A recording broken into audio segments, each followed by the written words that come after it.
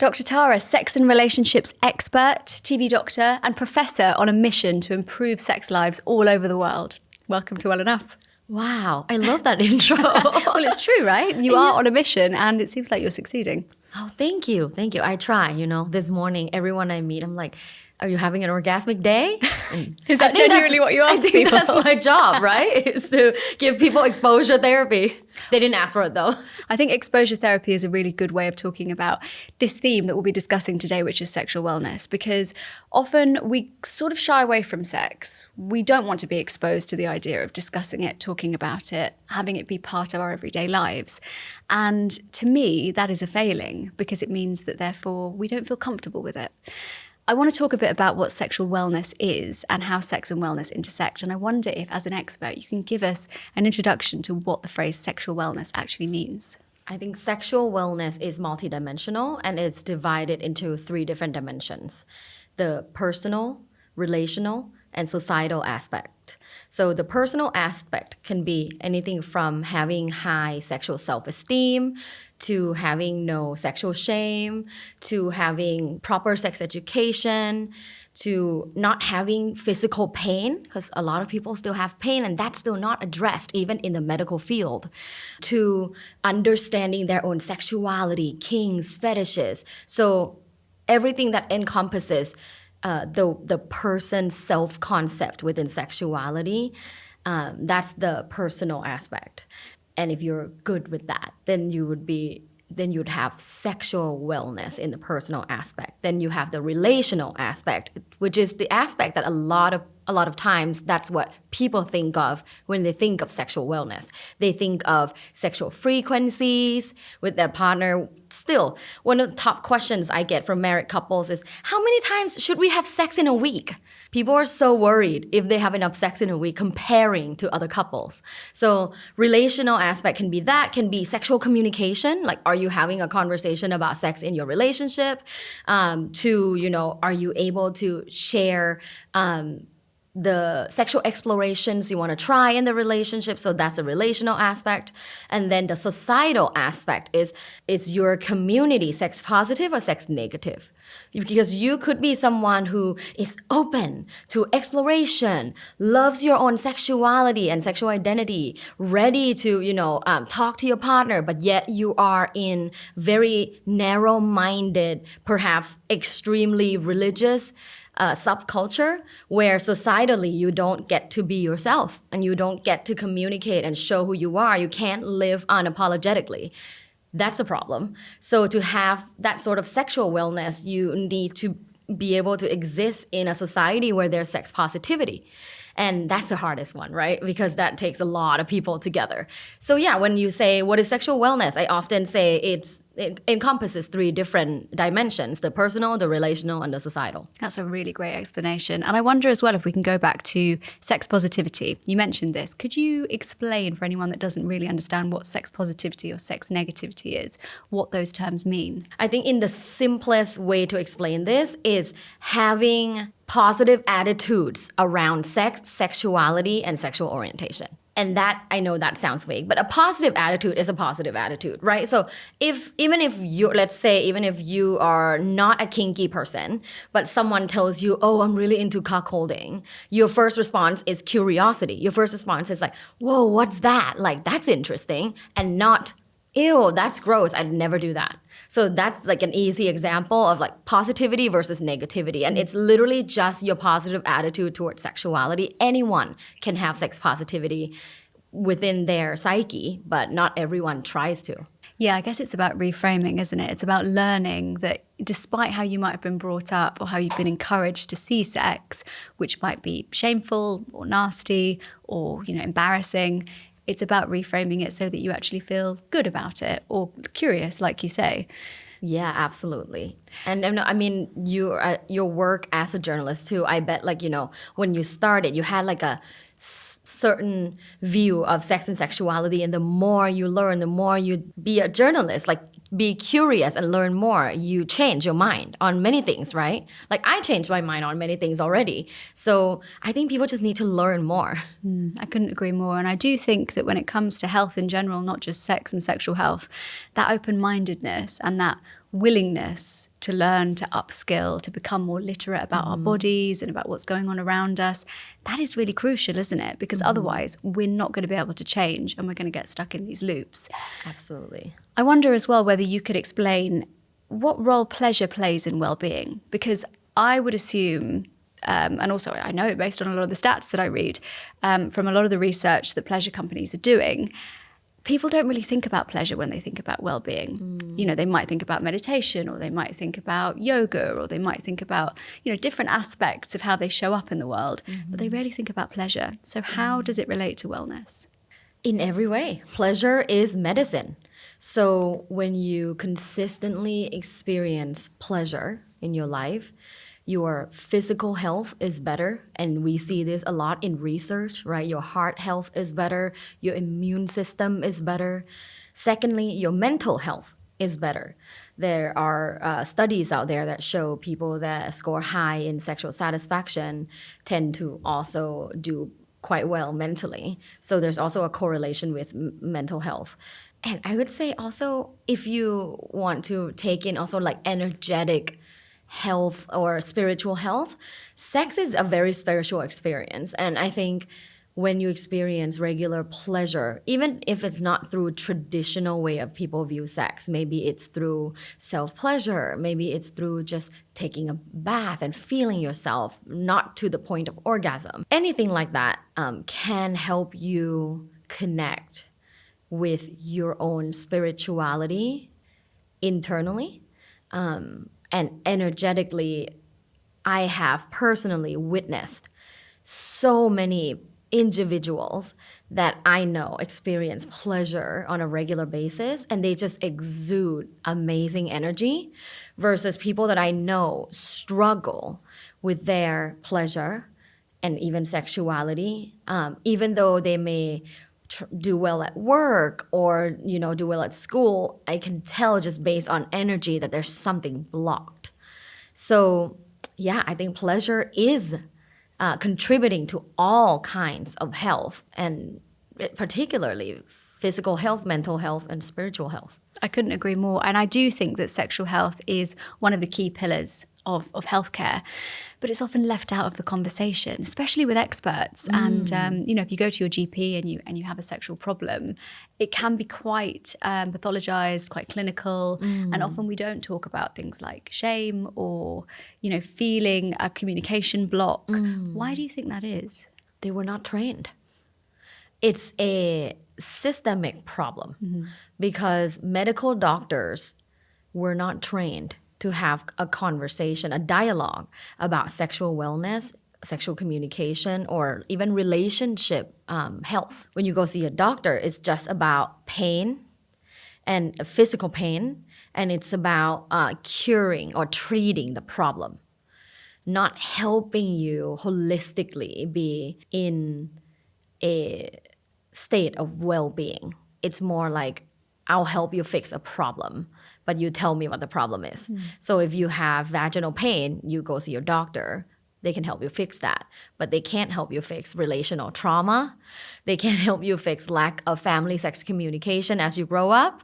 They can't help you fix the negative effects of purity culture because they themselves probably struggle with the same thing and they weren't trained. Medical doctors, I'm pretty sure in the UK as well, but in the US for sure, were not trained to have a conversation about sexuality. One of the reasons I started writing about sex in the media is because I found that the cultural script that, you know, we give men and women, or, you know, boys and girls as they're growing up, is one of the things that gets in the way of us really, you know, getting in touch with our sexuality, embracing pleasure, enjoying ourselves, saying what we want. We're kind of encouraged to do the opposite, which, as you're saying, you know, leads to then lots of people coming to you and saying, I don't know who I am sexually. I don't know what I'm doing. And to me, that's a real shame because it's almost like we take our sexuality, we put it in a box and we close the lid, and then we're expected to just quickly access it whenever we need to. But that's then really hard because we spent years and years ignoring it, putting it in a box and not thinking about it. So we're in a really difficult situation. Absolutely. You know, can I tell you an observation that I made the other day? I was at a cafe having brunch, and there was like a family. mom, 3 children, dad, and then like a couple other people. But it's a busy restaurant, and these kids are quite rowdy. And I was sitting next to them, and the girl said, the girl is probably, if I have to guess, she's probably like maybe 8 or around that age. And she just said, "Mommy, my vagina's itchy." Crickets. The mom immediately said, her name's Amelia. Amelia, like basically yelling at her, like you cannot say that in public, like absolutely not, like pull her arm out because she was having her, Right. Yeah, but she had no idea. She's a child. She had no idea what she did wrong. She started crying because she got yelled at for just telling an adult a symptom that she's experiencing. Nothing's wrong with that at all. But yet the parents' shame of existing in this society overrode that conversation. The mom couldn't see the daughter just an innocent girl who is experiencing an itch, regardless of where in the body. Yet her own blinders came in, and she was ashamed that a young girl is touching herself in a restaurant and saying it's itchy. So I observed that and I thought like, oh wow, that's so interesting because, all of research will tell you like you should never penalize young children for any sort of explorations related to their sexuality or genitalia. Like if they want to touch themselves and they're not understanding why, like you want to explain to them almost like in medical terms, just like accurately of what that is. So when I saw that, I was like, you're not doing what the research says you should do. Yeah, it's really interesting, isn't And it? now that girl probably has that internalized. Yeah, I'm sure we've all kind of had experiences like that too. One thing I do think is quite cool though is that the little girl actually used that word because often we teach kids to use kind of, I don't know, alternative Hoo-ha. language. Yeah, exactly. You might call it a mini or something. Flower. And if you do that, you then make it more difficult for them to identify a problem or, for them to actually say later in life when they're a 30-year-old woman who's experiencing sexual dysfunction, I'm having an issue. Because they're so ashamed to even say the word vagina. And, we've kind of created that for them, which is unfair. So, yeah, I mean, I see that kind of thing all the time too. And it does make me feel quite pessimistic about where we're headed. But I also do think that people like yourself are doing incredible work when it comes to, identifying problems and supporting people. Do you have any insights on how taking better care of your sexual health can improve your life overall? I mean, you mentioned some data that said people generally have better mental health. Are there any other benefits? If you're thinking about those 3 versions of sexual well-being and you're making sure that you're actively taking care of them, how is that going to benefit you across the rest of your life? Oh, in so many ways. I like to say that orgasms give me the best ROI. Right. Please go on. Well, ever since I started prioritizing my sexual well-being, and this has been a long journey. It's been like the last 6-7 years that I rigorously focus and prioritize specifically my sexual well-being. I have had, amazing relationships. That's like a different conversation because I have a husband, but we're in a monogamous relationship. So I date other people here in London. So amazing relationships. I make so much more money than before. I get to pursue my passion and have all these opportunities that, 6-7 years ago, I would never have thought that I would be doing this. I would never have thought that I would be talking about, how kinky are you on like international television. Sure.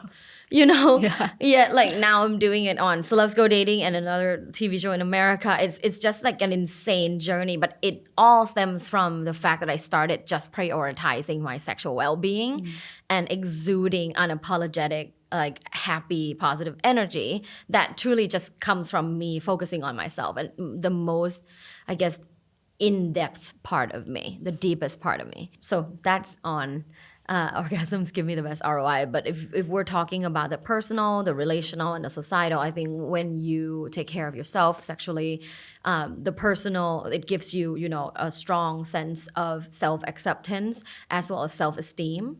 And, anyone that has read any sort of psychology book or article will understand like self-esteem is ultimately the anchor of who you are and how you interact with the world.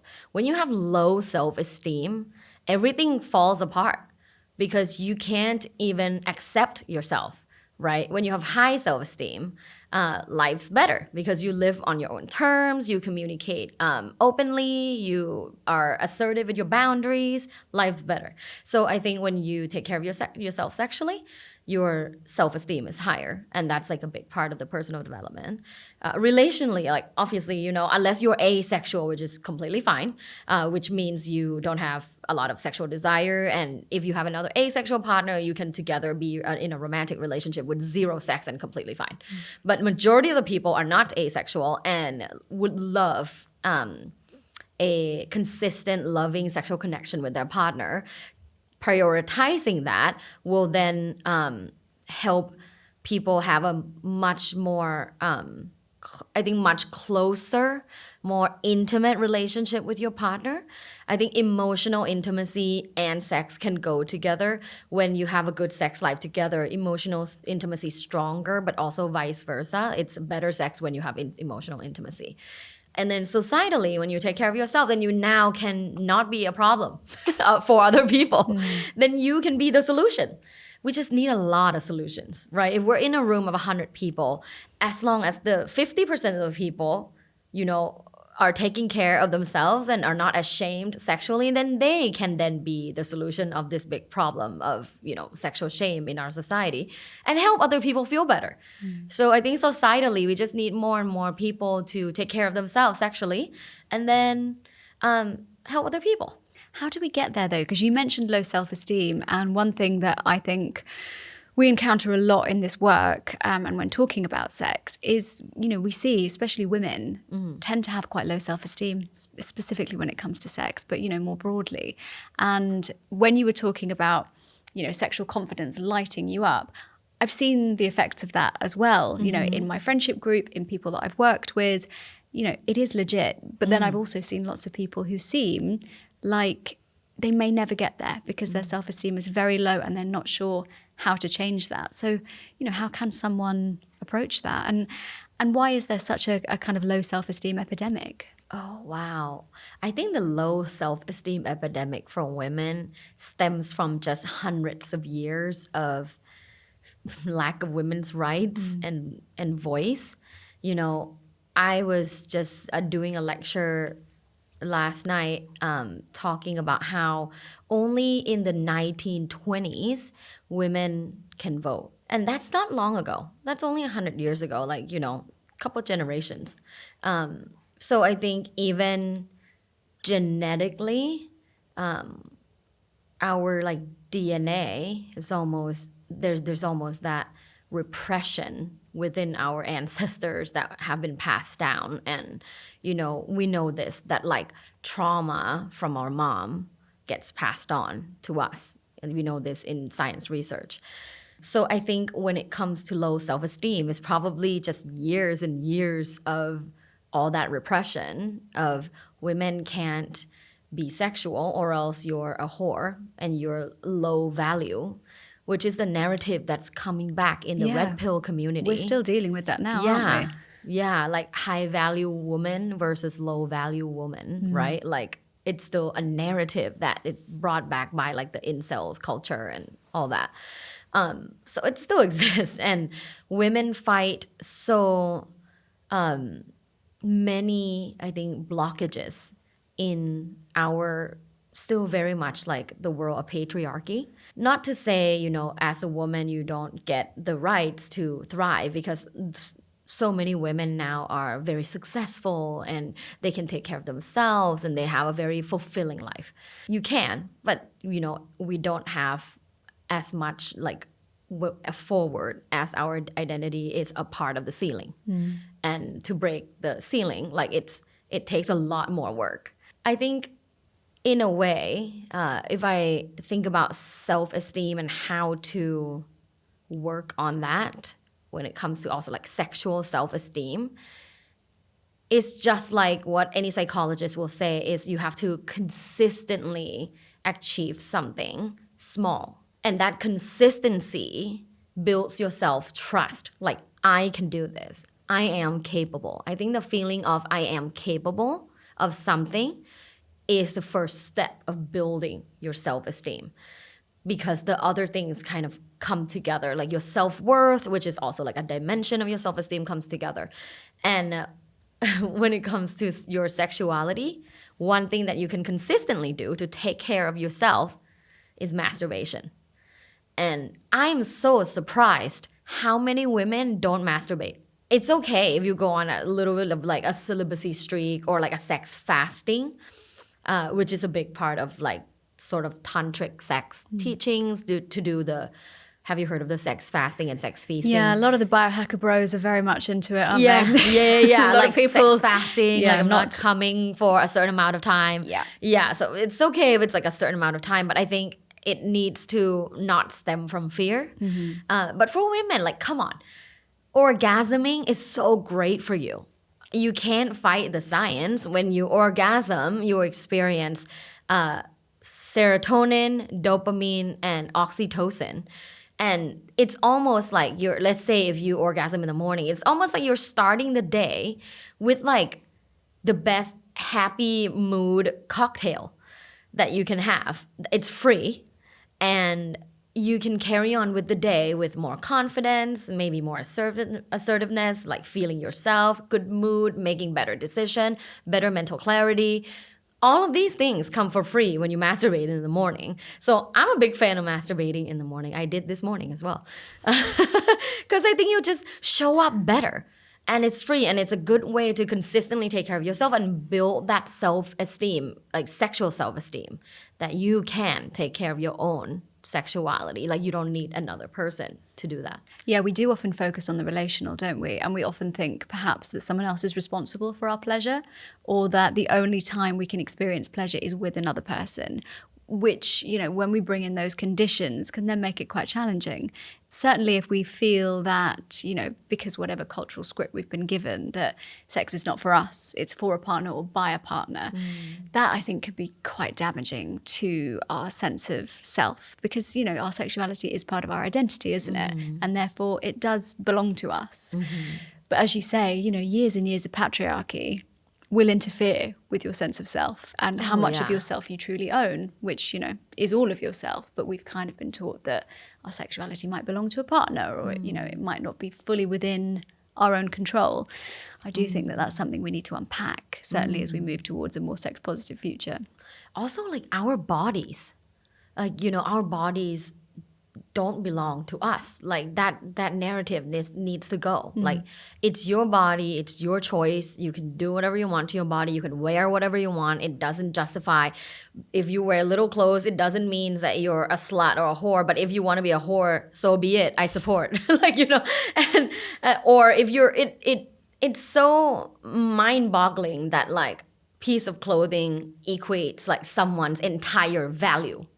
Right? And I grew up in that environment. I grew up in an all-girls Catholic school where we had to wear long sleeves and long skirt. You have to cover your knees because your knees are very dangerous. Very sexy. Very sexy. You can, you know, you can sway men with your knees. So you have to cover your knees. You have to cover your wrists. You have to wear long sleeves and cover your wrists. So ever since I was like 7 years old, like I learned that those things are important. Like, oh, you have to cover yourself in order to be a good woman. Do you not want to grow up to be a good woman? Someone who's worthy of getting married to a man? Like, that's insane. You know, it's now I know it's insane, but growing up in that environment, that's what I believed in for a long time. But also because I grew up in an all-girls Catholic school, I was also a lesbian for a long time. And then when I went to a co-ed school with boys, and I saw boys for the first time, naked boys in the sauna, because I went to high school in Finland, I was like, I think I like them too. So then I learned that I'm bisexual, like so much later in life. But that's because of the environment and no sex education. Yeah, we respond so intensely to the environment that we're in, don't we? And even as adults, you know, we often think that we are the masters of our own destiny, but we're very easily influenced. And that is also why I worry about a lot of the content that we see on social media. Because as you were saying earlier, there's this big push in certain online communities towards what's considered to be a traditional ideal. It's so which scary is to an me. imagined ideal almost, isn't it? I mean, it's kind of harking back to a time that never really existed, which is quite dangerous. And when people say, I think people need to think deeply about what traditional means, especially women. Because when women say like, oh, I want to be a trad wife, I think they want to wear nice clothes, cook nice meals, not clean up the dishes, and then go to Pilates, get lattes, and get nails done. I think that's what they mean. They don't mean not having your own bank account, not having the right to vote, not being able to enjoy sex with people without being married first. Like, these things are the actual traditional ideals back in the days. So when people say they want traditional life, I don't think they understand where that comes from. Like, read a history book. You will know there was never a time for a woman that was good for you until now. Right? Someone Like, asked now me, is the best time. Don't take us back. Someone asked me the other day, you know, what time would you like to live in? Because we were talking about Downton Abbey. And I said, I would like to live now. Now, like all the freedoms yeah. I have now. Do you not see how horrible they were treated? Like, what was it? Edith had a child and how ashamed she was because they weren't married? Like, It's a really interesting one, actually, when we talk about the paradigms that we move in and out of. So like how sex is perceived. I would like to move into a paradigm, and I'm sure you would too, where we can speak about sex frankly and we can speak about it with regards to health. And not necessarily feel that it's shameful or that it should be fetishized. But one thing I noticed, and I'm sure you experienced this too, when I first started writing about sex in the UK media, I was writing about it from a kind of service journalism perspective. And I was also writing about it with a view to help others because I wanted to help them improve their sex lives and their sexual well-being. But often my words were fetishized. I was fetishized. People responded to me in ways that made me feel deeply uncomfortable and actually made me not want to do that kind of journalism anymore. How can we... you should check my DMs. Right? I mean, you must experience this too. I have the worst DMs. Yeah. I'm manifesting more like feminine energy in my DMs, please. No more dick pics. Like, how dare you? Like, there's just so many people that just think you are accessible to them sexually because that's what you talk about. Right. And it's like the most disgusting thing.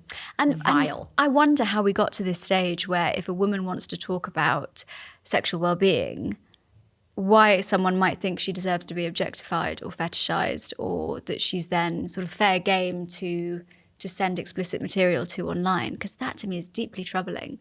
And, you know, when you do the kind of work that you do, that must be quite difficult to deal with sometimes. It is. Yeah. It's very difficult. Like, sometimes I'll see my DMs and I literally have to go take a shower because I'm disgusted and I feel dirty because of the things that have been said to me. I mean, horrific things, like, you know, like literally like, I'm going to abduct you and come inside you, like that. I don't know if you have to believe that, but like, that's the sort of intensity of DMs I get. It's insane. And my partner, oftentimes he's like, when you get more and more well-known, you're going to need a bodyguard because these men be crazy. Like, there are some perhaps mentally unstable men as well. And, you know, it's usually men. I think it goes back to the Madonna-Whore complex where, you know, if you're the Madonna, you're like a good woman, you're shy, you're a bit timid, you are womanly, and you work in the home, and you don't talk about sex, and you're innocent. And if you talk about sex and you say you have sex, you enjoy sex, you love kink, then you're a whore, and immediately anything can be, you know, all's fair. Like anything can be done to you, can be said to you because you're just a whore. And that Madonna-Whore complex still very much exists in this modern world of, even though, you know, sex is so hip now, everyone has a sexual wellness brand. Christina Aguilera has a lube brand. Harry Styles has a vibrator brand. But there's a whole subculture of that, what I just said, you know. Of Absolutely. people just still, of men still objectifying and fetishizing women that talk about sexual wellness. And it kind of prevents us from moving forward. I mean, I wrote about it a few years ago, how, you know, there was a guy who's on a reality show who has a podcast, and he was talking about how he has a I lot of love how cryptic that was. Sure. But he was talking about how he has a lot of casual sex and how those girls are not wifey material. And I just thought, that's, you take that microphone away from that man. Because also men that talk like that are not husband material. No, and also you think, well, who are these people you're having sex with, who are so dispensable to you if you're looking for someone to spend your life with? And why do you get to decide, who is an important or valuable person versus who isn't? If you want to have lots of casual sex and you're straight, who are you going to have it with if you think all women should not be having sex? It's kind of a circular argument. But, there's a lot of that happening, those kinds of conversations that revolve around this Madonna-Whore complex. And that, I think, does prevent us from having frank, honest conversations about our well-being. Well, misogyny is very live and well, right? Like obviously that conversation is misogynistic because for him, he can have a ton of casual sex, not attached to his value, but then, these women, they're just side chicks. They're not wifey materials. Somehow, if women enjoy casual sex, it is immediately attached to their value. So it's extremely misogynistic to say that a man can enjoy it and it's not attached to his value, but a woman can't. Like it's obviously just misogyny. And these men, they live in their little echo chamber, so they all validate each other and they can't see outside. And if anyone critique them, they just think, this person's low value. Yeah, he did block me. There you go. So there's that. I'm sorry, you're probably just low value. I'm not on the list. Not on the wifey list. It's okay, we can both be in the low value category. But one of the ways that I think that you do so well in the work that you do is treating this kind of thing with humor too. You have a very positive attitude, and I do think that helps, because we could go on for ages about the negative aspects of doing this work. But a lot of what you do uplifts people and it gives people hope and it educates people. I'd love to make this more practical. So I wonder if someone would like to learn more about sexual well-being and increase their own pleasure and improve their relationship with pleasure, where would you advise that they start that journey? I think education. Apprehension stems from not having correct information or knowledge, right? So the very first step is education, and that can be listening to sex-related podcasts, reading books about human sexuality. I love Emilie Nagoski's book. Yeah, she's great. Yeah, and so that book is Come As You Are. I also love She Comes First. I also love my book. Yes, your book's brilliant. Yeah. I love it because I spent 2 years working on it. And as a professor, I actually published a textbook before, many years ago with 2 of my professor colleagues. But that textbook was very academic and heavy. So I was then inspired to write a more fun, almost like an Instagram version, of me, but a book and with research, but also my personal stories and a lot of humor. So this book called How Do You Like It? A Guide for Getting What You Want in Bed starts from helping you understand how do you like it. And the very first chapter is actually what is your sexual profile? And it's a sex personality test. And then from then on, it sort of teaches you based on those sex personalities. The second portion of the book is sexual communication, lots of how to communicate about sex with your partner. What if your partner is afraid? What if your partner has more experience than you? What if your partner is older? What if your partner is younger? All the scenarios are in the book. You can get exact wording of what to say, and all of that's in the book. And then also the societal part, how can you become a more productive person in a society when it comes to conversations about sex. So yeah, definitely check out How Do You Like It? It's everywhere. It's at Waterstones. Love that. I think it's also about advocating for yourself, isn't it? Like you say, getting confident and thinking, if someone says something to me that, is intended to shame me, knowing that you're allowed to clap back at that. I have really experienced that in a personal way through my writing. When people have said things like, and it wasn't always men sliding into the DMs. I've had, when I've written about ways to improve sexual wellness or pleasure, I've had, women my mum's age slide into my DMs and say, you should be ashamed of yourself. You shouldn't be talking about this kind of stuff. You're a bad influence. And I've been able to come back and say, well, actually, what I'm doing here is being of service to people who feel repressed and who feel unable to enjoy themselves and who feel that they're not able to move past pain and they're not able to move past, not being able to have a pleasurable experience or feel that they need to keep repeating the same patterns with partners that aren't kind to them, don't serve them, don't give them pleasure. And if talking about, a particular lube brand that is really skin friendly or a toy that can help give you pleasure because it was designed by women for women. The male gaze problem's always, as you know, been a big problem in sex toy design, or even in products that are supposed to help with things like vaginal dryness and stuff like that. They were all designed by men, and they, no one really thought about the application or the design. Sexual wellness is now, as you mentioned earlier, a booming category. I wonder if you've got any favorites. I do, yeah. On that note, though, I would say next time if someone like that reaches out to you, maybe just tell them, what's your address? I'll send you a vibrator you need to orgasm. I mean, I have boxes still, boxes and boxes. I bet you do. If anyone wants one, let me know. That's the wellness editor, isn't it? Right. Like everybody sends you a vibrator. Yep. Yeah, I have a few. So there is a phenomenon called idiosyncratic masturbation, where you get used to one type of sensation and therefore your brain is like attached to that sensation for pleasure and nothing else, which means when you have sex with a partner, you can't orgasm. Men experience this from, masturbating with either with their hand, with no lube, or like one rhythm, one grip, and they just cannot have an orgasm with a partner. And then women also have it from using one vibrator all the time, relying on that to orgasm all the time.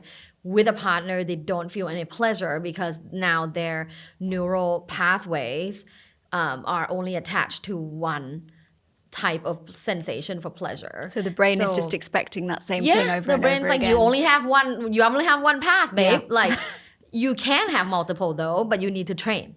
And that's why I use multiple different types of sex toys, because I don't want my brain to get used to one thing. Like, I would be afraid of that. So I have I've had over 100 vibrators, but I would say I have 5 that I regularly use, both alone and with a partner. I like those clit sucking one because it's like a pulsating technology that's sort of sucking in air, which means when you put it over your clitoris, that's the sensation you get, which is different from just shaking on top of your skin. So I like that one. I like the Sona 2 or 3 from Lelo because that's the clit sucking one. It's really good technology. Lasts really long too. The worst thing is when you're masturbating and your vibrator dies and it's so so bad. You want it's decent so battery life. Yeah, long battery life. And also rechargeable. I don't want to create more trash in the world. Well, that's a problem, isn't batteries. it? I mean, I covered this a while ago. I mean, I love the idea that a sex toy is an intervention that helps women with pleasure, but also it does bother me a bit that they do go into landfill. Not many companies offer a recycling program, and they're made of something that is not biodegradable. So I do like a biodegradable or a kind of earth-friendly sex toy brand. There's a couple, Love Not War, Ocean. Yeah. They're pretty good. Yeah, I have Love Not War as well, and they have interchangeable heads, where it's one motor and different heads. I like that a lot.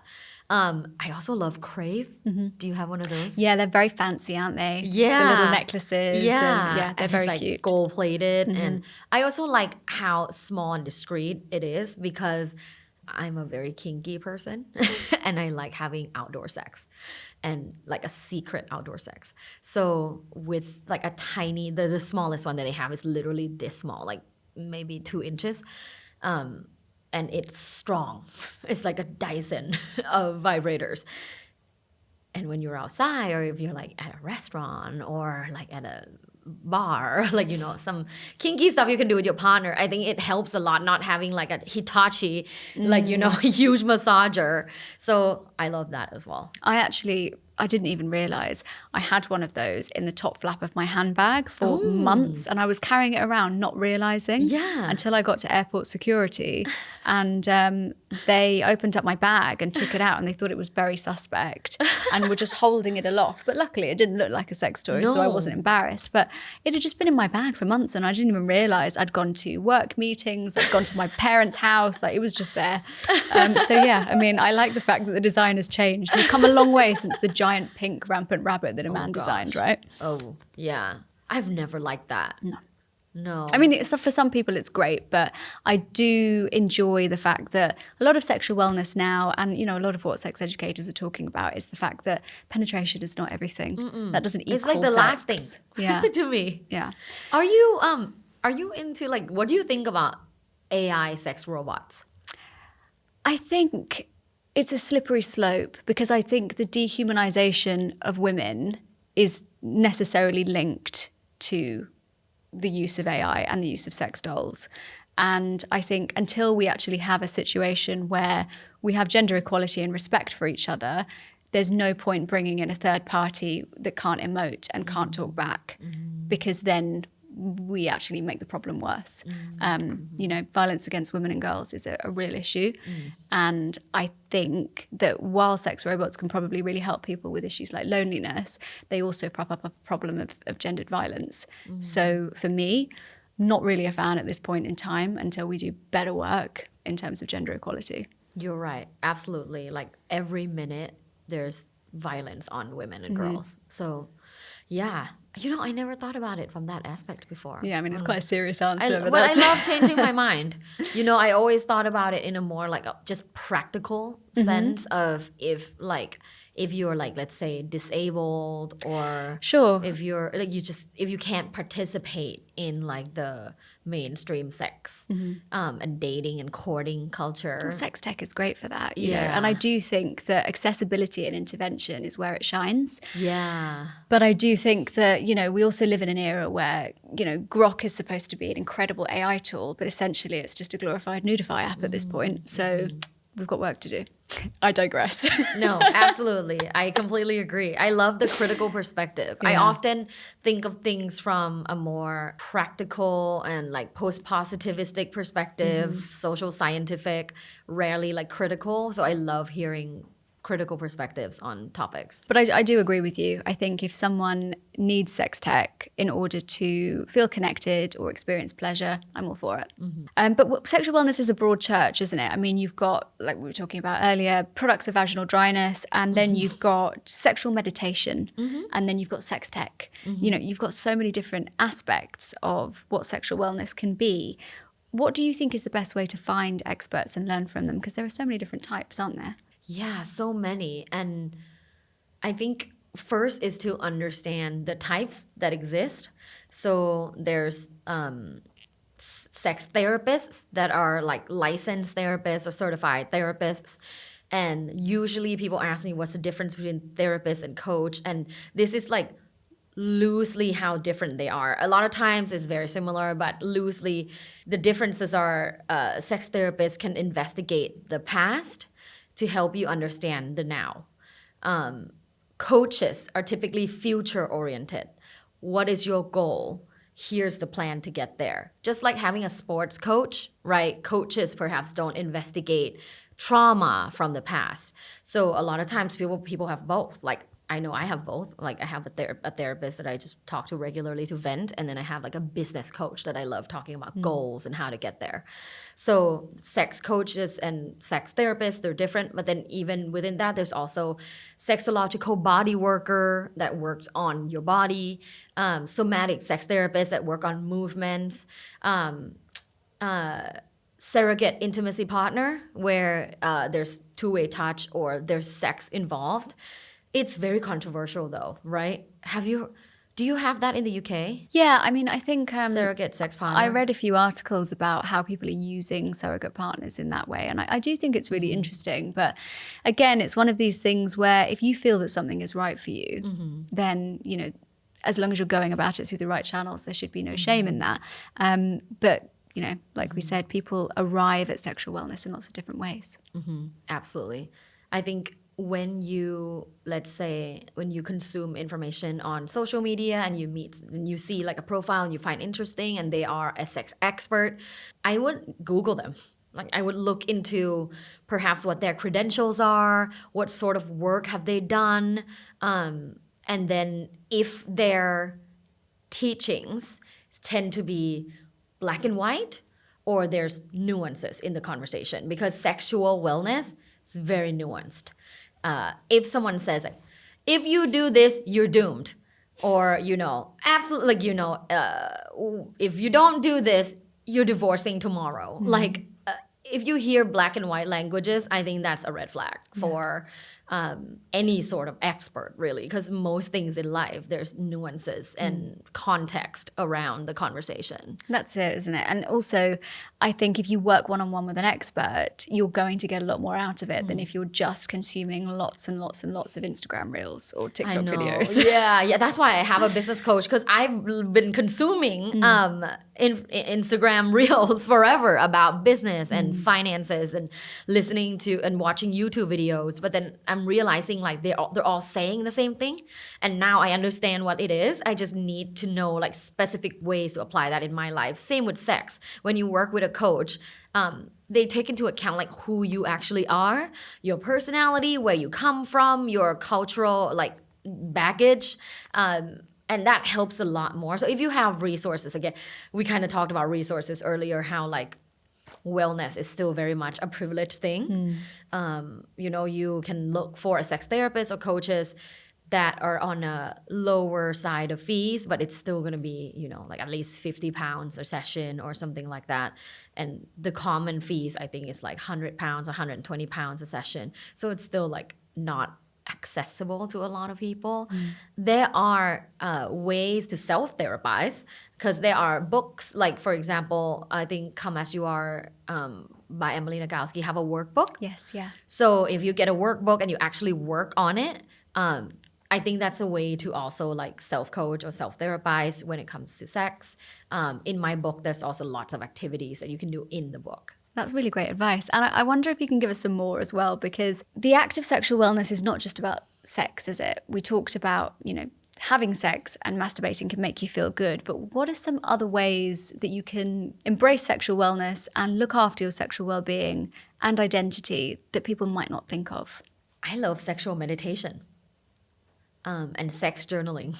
Okay, tell us more about that. Yeah, so sexual meditation is similar to a regular meditation, but it focuses on sexual thoughts, sexual feelings, and sensations in the body. So let's say if you are someone that already meditate, but you do it for calmness and maybe clarity, it's like similar, but then the guide, instead of helping you feel calm, they help you feel more sexual and put that sexual energy to the forefront. So I have like a lot of guided sexual meditations on YouTube, and it's free if people want to check it out to start. They're like 5-minute one, a 10-minute one, a solo one, a couples one.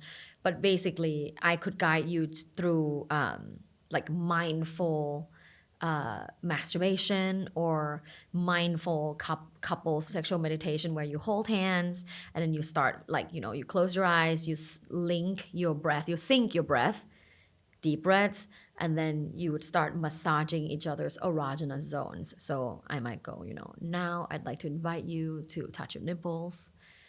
Take a deep breath, massage it clockwise, sync it with your breath, things like that. And then, goes down to your pubic area and inner thighs. So allows you to feel those erogenous zones and bring your like sexual desire to the forefront. I think that's a great way to take care of yourself sexually. Sex journaling, I do that every day. I journal every day, but it's my thankful or gratitude journal. I always want to live in a state of gratitude, like waking up, I want to feel, oh my God, I'm so blessed. I'm very thankful for all the opportunities that I get. I'm so thankful I get to be on this podcast and meet you and everyone on the team. But one or more of the sentences that I write in my everyday journal is about sex. And it's about my own sexuality. So I use positive sexual affirmations. Do you say those too? Yeah, I love sexual meditation and I love sex journaling and using, and prompts as well. Finding maybe like a deck of cards. Yeah. Like there's lots of them. You can pull one if you don't have an idea and using that as a prompt. But I think, you're someone that's also really good at providing a prompt. What can someone think about each day? What can they write about? And I think that self-awareness piece is really important, isn't it? It's not just about touch. It's about our thoughts. Lots of people miss sex when they talk about mindfulness. You do a body check-in. your whole pelvic region is often missed. You go straight from your tummy to your thighs. So I think those kinds of meditations, mindfulness exercises, journaling, so useful. Really useful and free. You know, I know we're talking about billions of dollars of the sexual wellness industry. I love talking about free stuff because then it gives people access to sexual wellness. You don't have to pay. Yeah. And that's kind of what this podcast is all about, making these things accessible to people and helping people realize that you can control your own narrative, you can control your own thoughts, and therefore you can choose how you show up every day. And if that is someone who feels empowered, sexually confident, and someone that can embrace pleasure, I think that's a really good place to start. I love that. Yeah, sex is definitely, you know, 50% in your head, 50% in the body. So you need both. Absolutely. I want to ask you for one final tip, if I may. I always ask my guests what their one tip for feeling well enough would be. So one thing that just helps you feel not perfect, but baseline well enough. What would it be? I'd say regular masturbation. I think regular masturbation would make you feel well enough. Yeah, that's a great answer from you. I think also the idea that pleasure is wellness is something that I've really taken away from this conversation. And I hope that lots of other people will too. It's great for you. Pleasure is medicine. Absolutely. Thank you so much, Dr. Tara, for joining me for Well Enough. Thank you. Well, have an orgasmic day.